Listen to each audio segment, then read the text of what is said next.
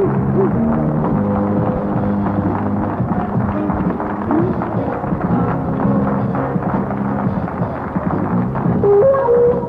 our brother, of course, is back from Kemet. Doc, it's good to see you.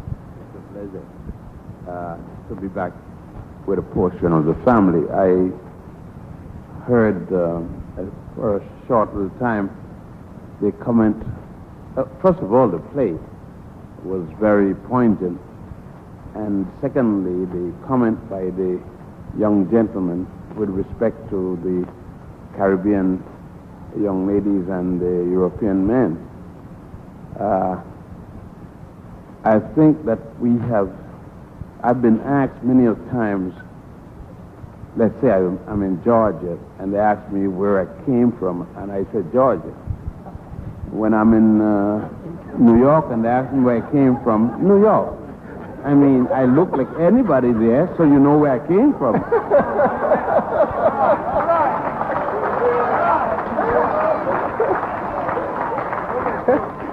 And I think that we finally have reached to the point where we are from where black people are. Mm-hmm. Yes. And that's it.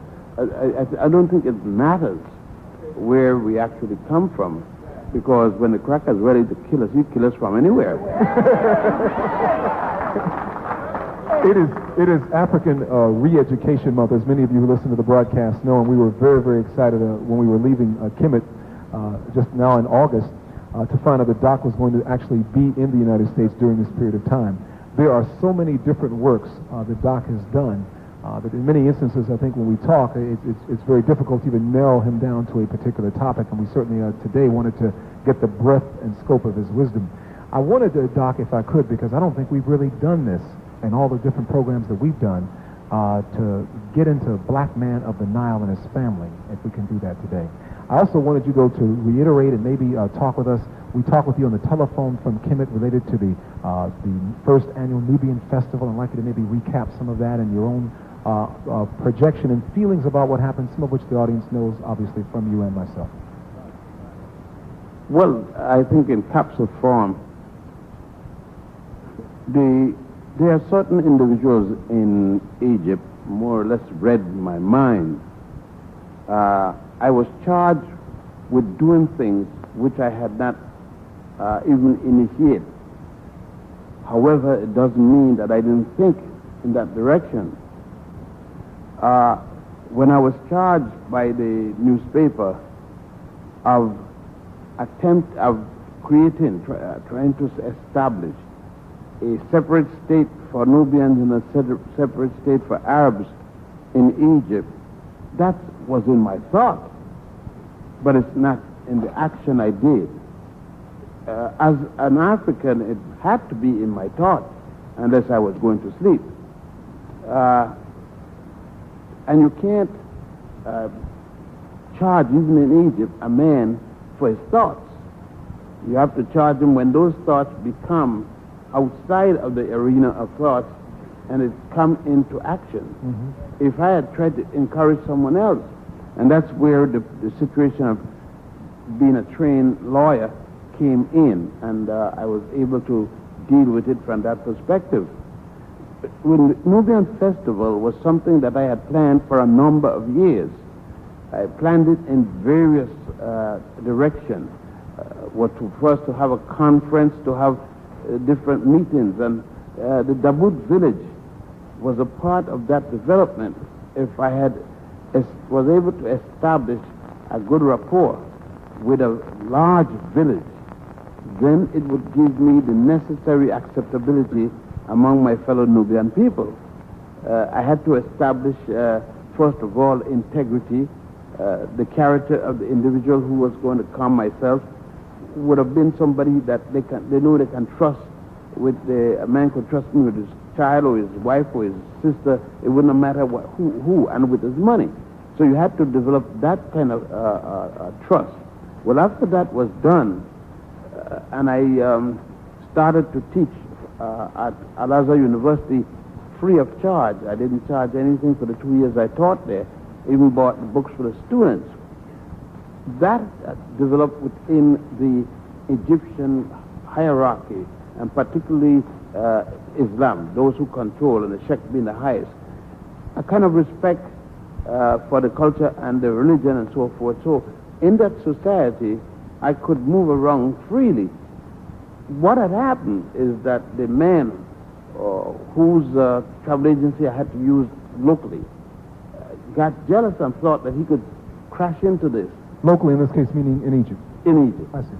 And when he found that I wasn't about to let him take away this from me and to use me as a vassal, he became very angry, and all that we had done together before and since, he came back to the United States and went personally to various individuals, handing out money. Different organizations stopped me, buying up all kind of hotel rooms.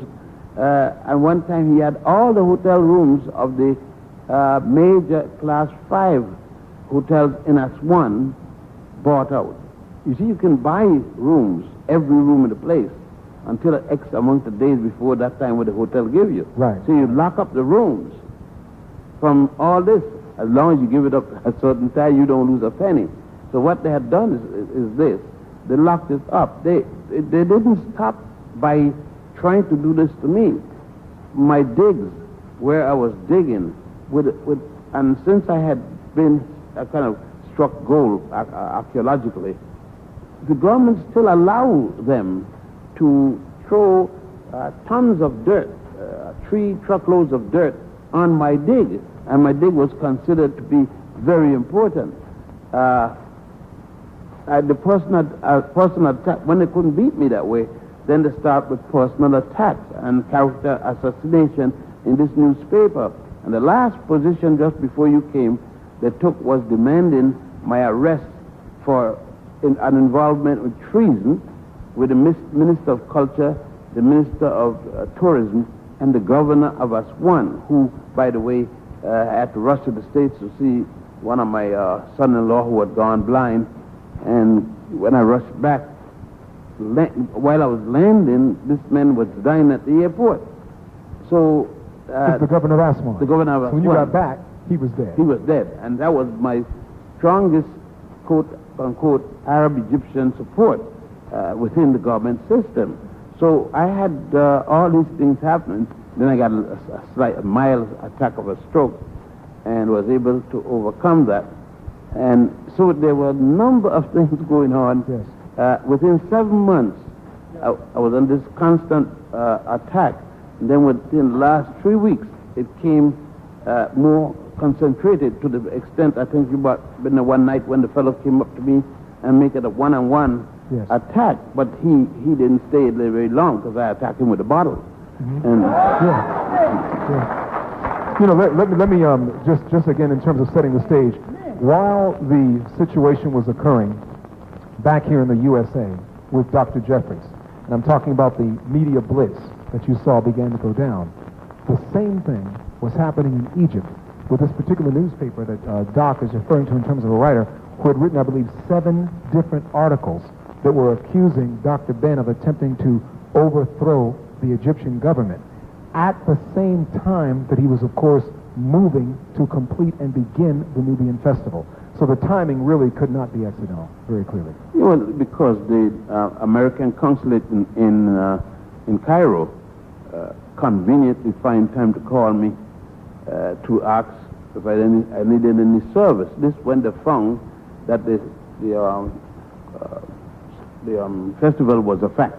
Nobody could turn it around and it was going. Then he found time to call me, know my address. He's supposed to have lost it. And, with the office got files. And when you go down file papers, they got about 3 or 4 different copies of different files. He couldn't have possibly lost it. But then he tried to find out who I was doing it. That's why I had it so arranged that individuals came in and did just what they have to do and nothing else.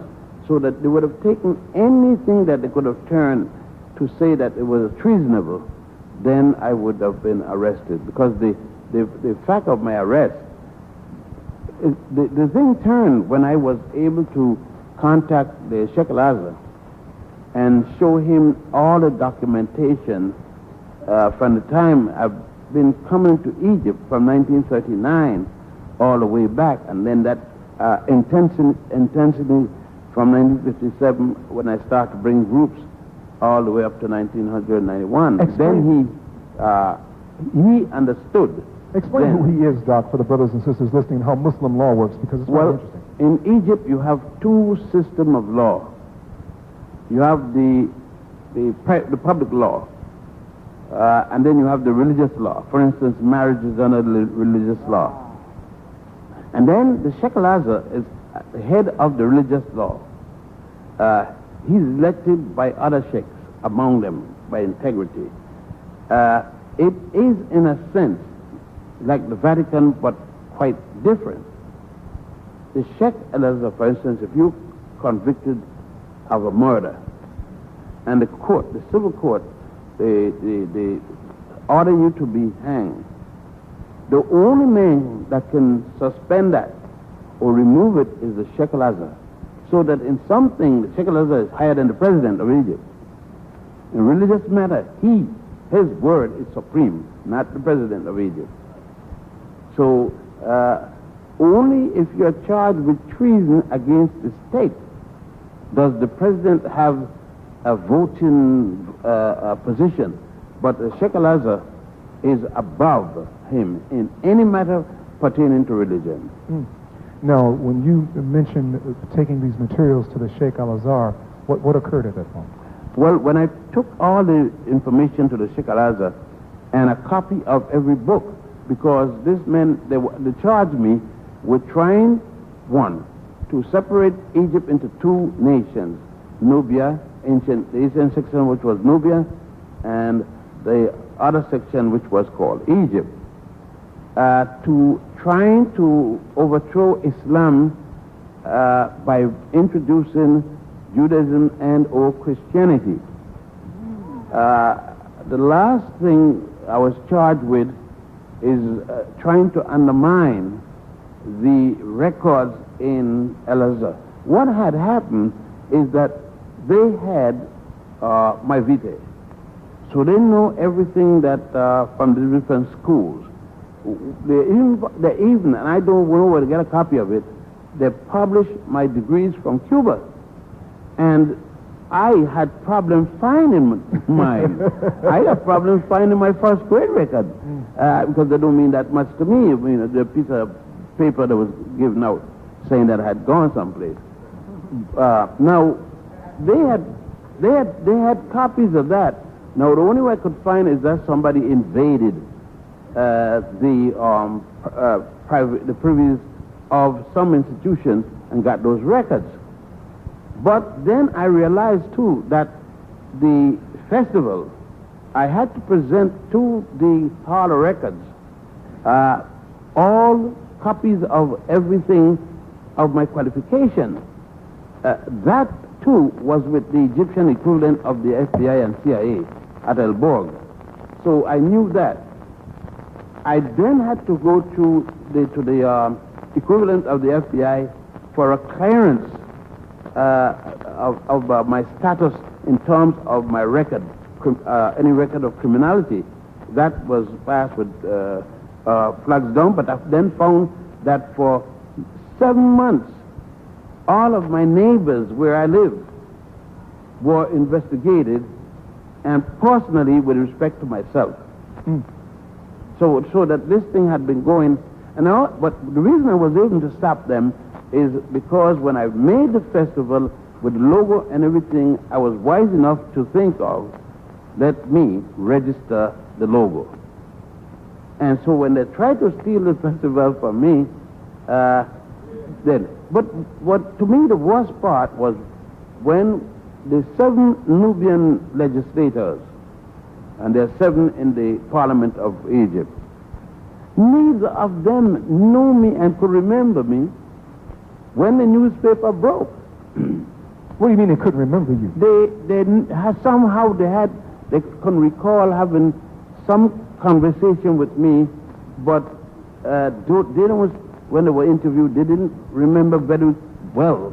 They couldn't say to walk up right now and find me, yet my picture was on any newspaper. Any fool who wasn't blind could find me. And you've been going to Egypt since how long? I've been going to Egypt from 1939. I see. Before most of them was born. And there were so many people who lost memory about me.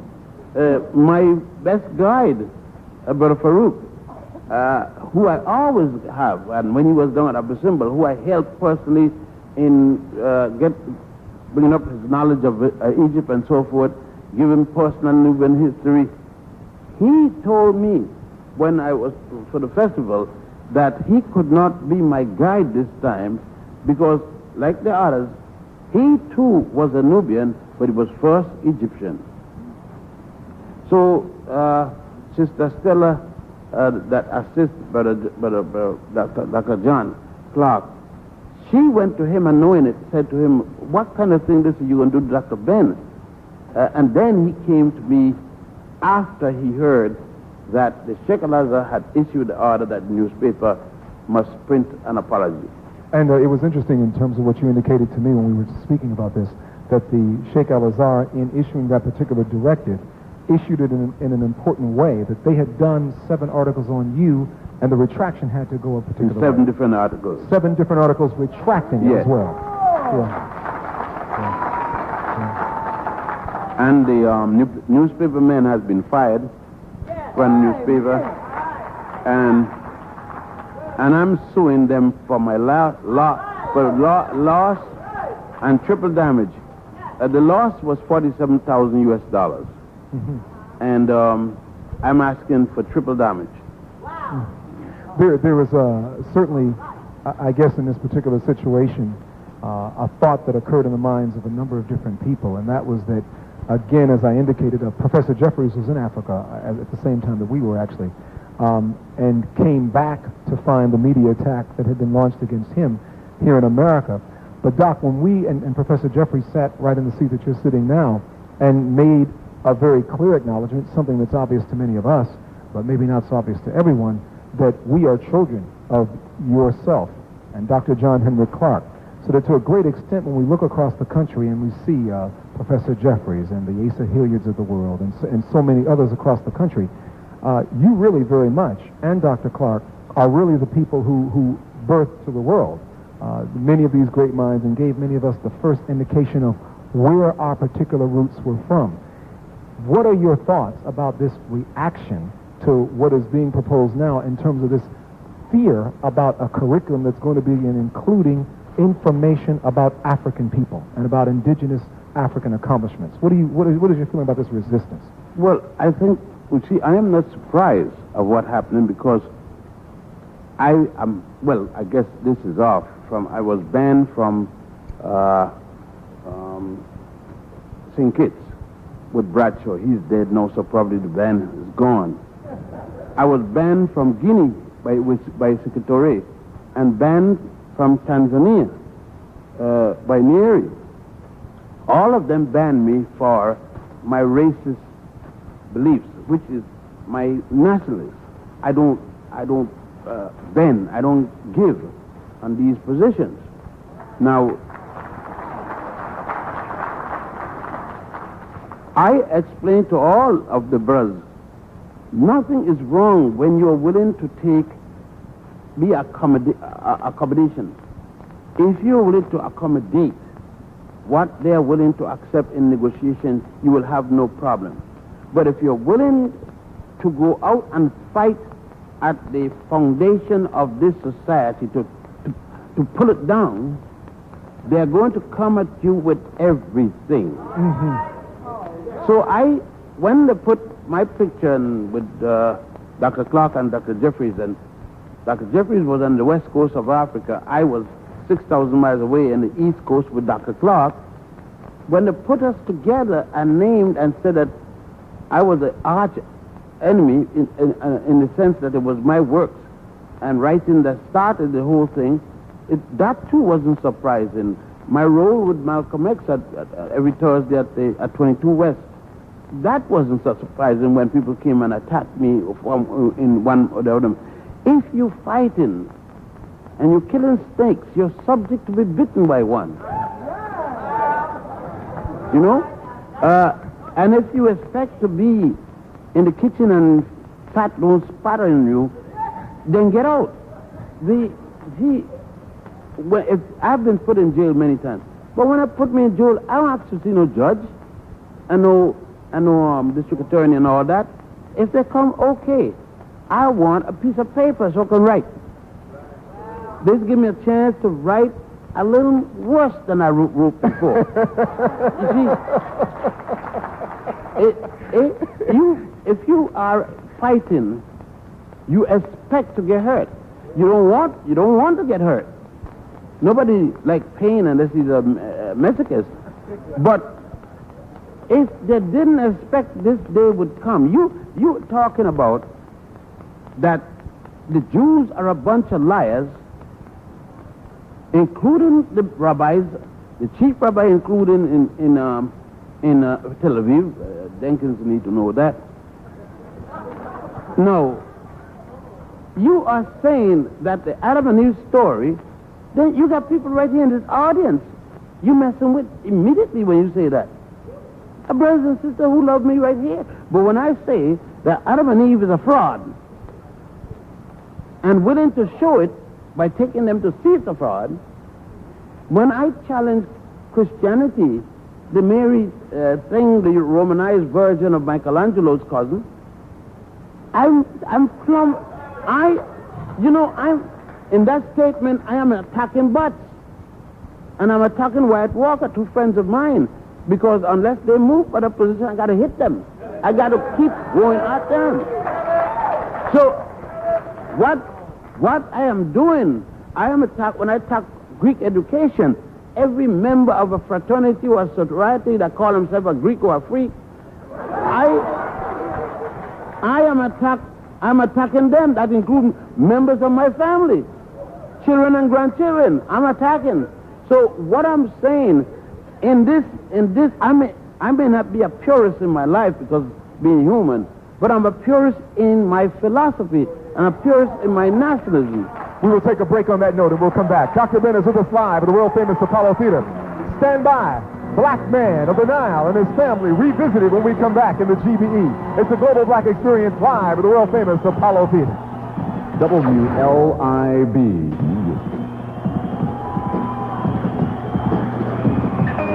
We are back live at the Apollo Theater and the house is full. Put your hands together in the GBE. Live at Talk Radio 1190 WLIB. Woo! Man, the brothers and sisters are here. And of course with us, Dr. Ben. Well, you know, Doc mentioned having started to go to Kemet back in 1939. As far back as the 1950s, some of us who were in school during that time can remember the descriptions of Africa or African people. I remember specifically at East High School in the 60s, where it should have been different, that the basic section about Africa just said that it was a group of people with broad noses, wide, thick lips, who spoke with a slur. This was the entire statement about the African continent. How far have things come? You know, of course, what is happening with the curriculum of inclusion, but I hold in front of you a copy of Newsweek magazine. Newsweek poses the question on its front cover, was Cleopatra black? It goes on to say, facts or fantasies, a debate rages over what to teach our kids, mind you, about their roots. When you open it to the center page area, the piece is called African Dreams. Black Americans were robbed of their history. Now they are reclaiming it for future generations. But it gets tricky, folks, now, as you can imagine. Now, the article goes on. A is for Ashanti, B is for black, and C is for curriculum, which is starting to change. And it goes on posing point after point after point. And if you, now this is all the same article now, on the same subject. But finally, when they reach this particular area, it says, out of Egypt, Greece. And in it is an author by the name of Bernal, who is an author of a book called Black Athena. They have him in this instance with a picture that they are attempting to, I guess, show, as he indicates it, trying to lessen European cultural arrogance. Now, I repeat that Doc began going to Kemet in what year now? 1939. Did you see anywhere in here a picture of Dr. Ben? Now, what are we talking about now? We're talking now that at this point where the truth finally must be told, that they would like to take credit for even this new truth about our people. But we know who the source is, and he's sitting right here on stage at the world-famous Apollo. Doc, this particular book, Dr. John Henry Clark called it one of his finest, is Blackman of the Nile and his family. Doc, take us down the Nile, if you would. Yeah, before, can you give me 2 minutes? Because sure. I suffered a very bad situation day before yesterday to a person who I respect dearly, the family. As a matter of fact, I was a teacher of their son at Harlem Prep and taught him equally at the university. And something happened yesterday, day before, and I see it in her perspective equally. You know, you saw Ferial, and a number of people have seen Ferial. She's not hidden. She's of Nubian Egyptian parentage, a little darker than my mother, with a higher nose bridge than my mother, with more kinky hair than my mother. So, yet there are people who come to Egypt and would say that this is an Arab Egyptian. And this lady withdrew her relationship with me and was very unkind, even to the point of when I said, well, my mother has straighter hair than this lady, and you can find her any time in any one of the gatherings at First Wall on a Saturday. I said, then you will put my money in the same category. And the sister said, yes. If your mother is mixed like her, then she too is this, that, and that thing. I felt rather bad about it because, as you know, that I'm a person who is particularly clear as to who I will mate with or don't mate with. Not only in the terms of color, but in terms of character, because I don't sleep with anything I can't walk with next morning.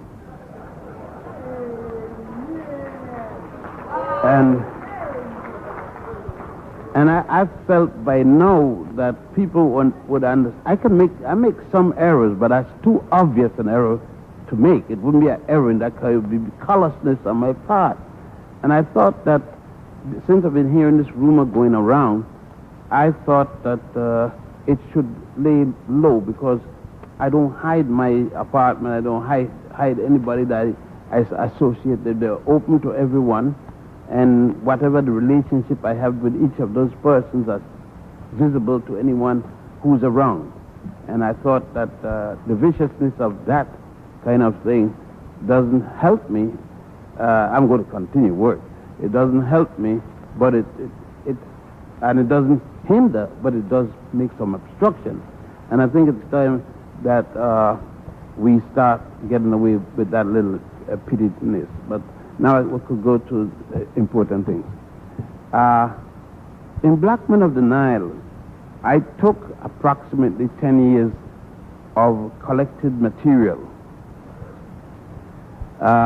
Then it took me 5 years to put it together in the form that you see. In the meantime, I was doing other works, of course, because Blackman of the Nile was not the first work that came out. There were many other works I did that came up before Blackman of the Nile, because I wanted it. I didn't have any idea that it would even be considered one of the best of my work, because at the time I didn't have so many works. But I wanted to bring out a book that was more encyclopedic, at the same time readable, and for the person at a 7th grade level.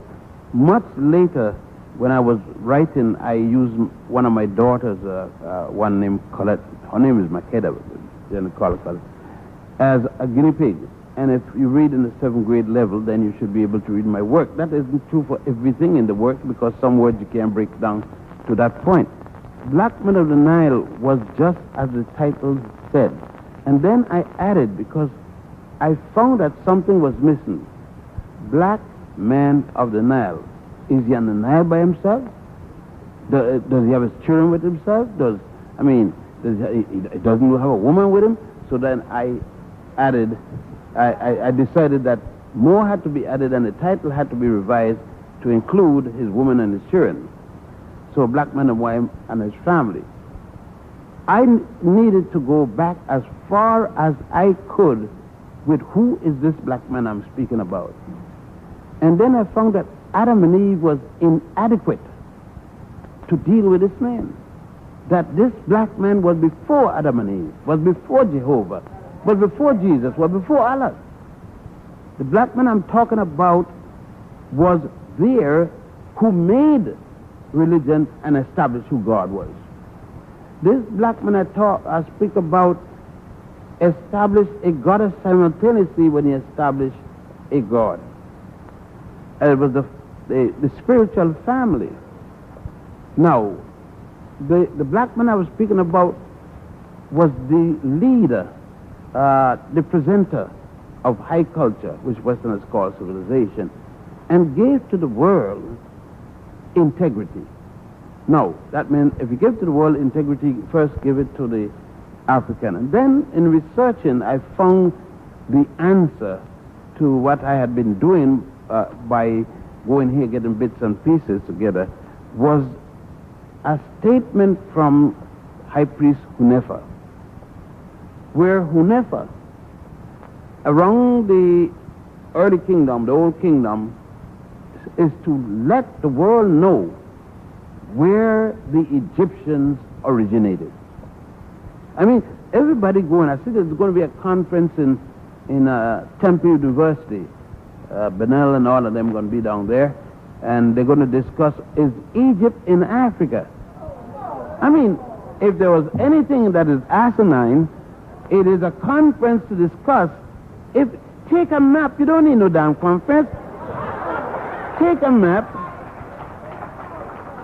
Well, now, as you could see, Hunefa said, and clearly so, we, referring to the Egyptians, came from the beginning of the Nile, where God happy dwells, at the foothills of the mountain of the moon, unquote. A clear, fully clear statement. And that's in our Bible. It's one of the papyri in the book of Coming Forth by Day and by Night. Because you know it's got many, many different papyri. What do you mean it's in the Bible? What do you mean by that? Well, a Bible is a book with a compilation of sacred writing. What makes it sacred? It means those writing which people want to keep for themselves holy. It is a part of them. That's what sacred means, nothing else than that. A sacred writing, you could go to the bathroom and use it if you run out of toilet paper. As long as you got a copy. I mean, you don't want to get rid of the copy. There's nothing most. I mean, the Bible is the same thing. You do the same thing. But we got people frightened that the point is with us, and Colin and a number of people want to know, why don't we act a certain way? We don't act a certain way because we're like Pavlov dogs. We have been trained to take it to the Lord in prayer and leave it at his doorstep. We have been prayed to sing, "Make me whiter than snow." Then all these different behavior patterns that we do, how can you expect us to behave that way when you train it? Before we got our mother's breast in our mouth to live, Mama start telling us about this white cracker God. So and then they ask me to behave differently. How can you train me every step of the way? It is a certain, and then you ask me to behave different. No. Blackman of the Nile was to remove this. Blackman of the Nile was to compilate for my people, I never write for the world. I don't write for one white individual on the face of this earth. Now, you want... Up last night, a man called me in my house from California, and he wants some information. I started to give the brother information. He started to say, well, you know, Dr. Ben, I want to use this to educate the black and white brothers on campus. I said, look, wait a minute. You call me for free information. I've taken my time to give you free information. And now you tell me you want to take this information and share it with the world. What have the world shared with you? Oh, I said, look, if you promise me this information is going to be used for black people, I'll continue. If it's important to you that you're going to have to use it among the world, good night. Now, you see, why can't I be racist too? You see, everybody, as somebody said, that is racist. I am supposed to say, well, no, I'm not a racist. Why not? Why can't I be a racist? Huh? I got a black mother, a black father, black children, great-grandchildren. I got about two of them there, grandchildren there in the audience, and a daughter-in-law. Why can't I be? I mean, I am not going begging pardon for being a racist. Everybody is complaining about being a racist. Do you know anyone in America who's not a racist, including the man in charge of justice, the chief of the Supreme Court of the United States is a white racist? Now, why can't I be? Billy Graham is a racist. Huh? The Pope in Rome is a racist. Why it's exclusive that black people can't get racist, especially when I'm praising my family? Blackman on the Nile is a document to the black woman. Blackman the World is intended to put the black woman on sitting on the moon, not under the moon, on top the moon. And if there's anything higher than that, on top that. Blackman of the moon, Nile, is to give integrity to that black child so that he will know that he's so great he don't have to touch crack. He's flying already.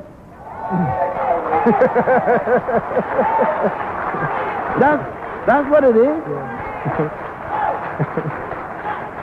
It is telling the black family, you understand, telling the black family before anybody else decide to change the course of nature, you and your other ancestors had already started and introduced the rest of the world to it. That's what it's doing. And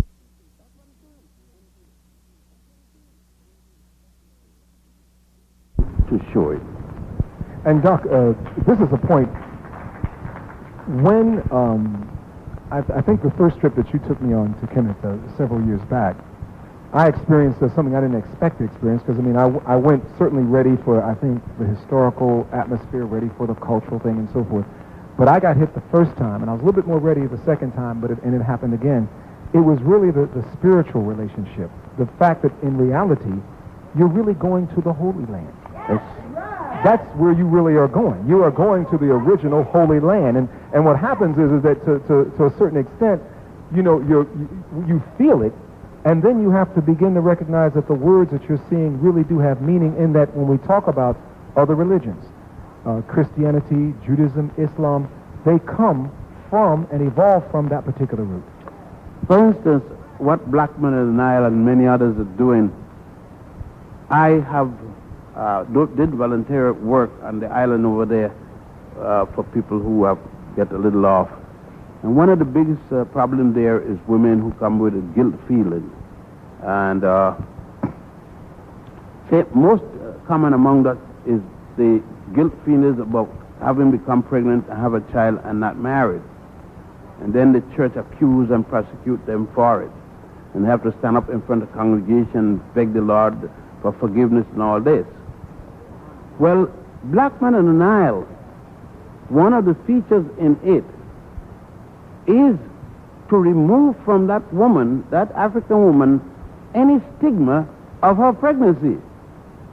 That, in my opinion, as that I saw, there were no marriage between any of the goddesses. and there were no marriage between Mary and anybody. Now, what Blackman and I carry her to see is not whether or not she had a paper for City Hall, but whether or not she and her man had a relationship that included their spirituality.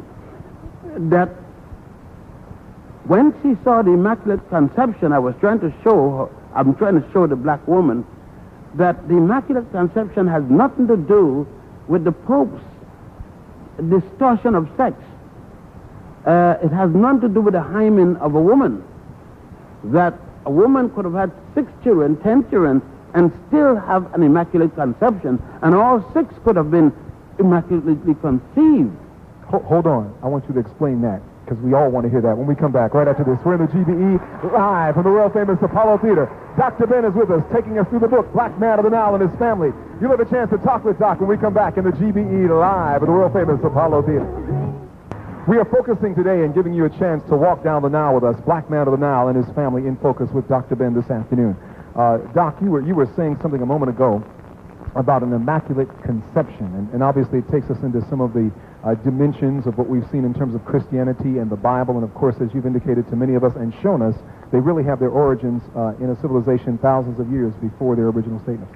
Yes, as I was saying, the Immaculate Conception, mothers in here, any mother in here who had not been quote-unquote promiscuous during the time when she became pregnant, let's say if a young woman after her last menstrual period that she know had been involved with a man and became pregnant, and she knows she had not been involved with any other man since her previous menstrual period, she can be assured that her pregnancy belongs only to that one man. She had an immaculate conception. If she had 2 and 3 men, just two men, she's not certain who she's pregnant for. Could be one or the other. Then she couldn't have an immaculate. It meant a pure, a clean, a honorable, a pregnancy with integrity. I'll give you an example. The Christians, most Christians don't even know that the Immaculate Conception is not, Jesus not involved with it. The Immaculate Conception is Mary was born. That's the ritual in the Roman Catholic Church. From her mother didn't have a man. That's the teaching of the church. The Feast of the Immaculate Conception is not Mary having Jesus, but Mary, mother, having her. There was no sex in the family for 3 generations.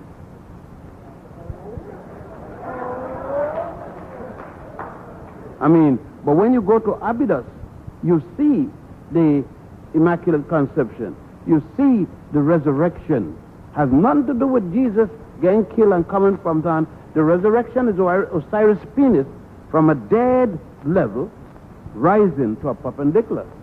When it was taken off, cut off by his brother, thrown over with the other 13 parts, when the Nile catfish ate it, and Isis went and appeased God Ra to give him back so that they could make another good God to replace Set Typhon, not to be here just as the bad God alone. You know the whole story. And all these are actually exhibited in the temples and so forth? They're on the temples. Anybody who went there, including yourself, saw these exhibits. They saw them cut into stone. They saw where the early Christians, the early Jews, the early Muslims tried to chip away and get rid of this information so that anybody would think that theirs were the original. You come and see these things, and that's why I say, anybody dealing with them got to be persecuted. I got to catch hell. Because I'm dealing with somebody's bread. I'm dealing with somebody's Cadillac, the Mercedes Benz, and all this kind of thing. And let's get it. And so they're not going to sit back there and let me damage the bread.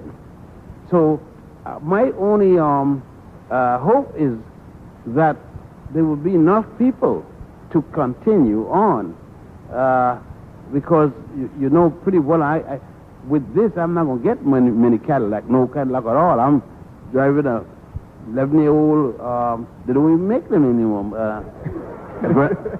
Ford Granada. They don't make them, but I learned that it's only transportation, you see. So it doesn't matter how old it is.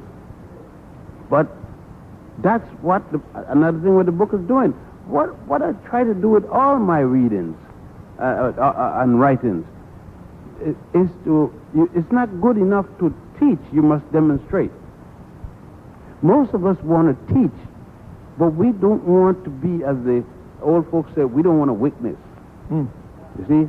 We want to teach and then say to you, when you see me not witnessing, I can tell you, well, do as I say, but not necessarily what I do. See, to me, that's hypocrisy. See, and I got no need for a guy like that. I will try to demonstrate to the maximum. If you find me getting weak, pull my coattails. Say, hey, man, you teaching this, but you're waving over there. Maybe it slipped me. Maybe I go the way of the flesh, as they say.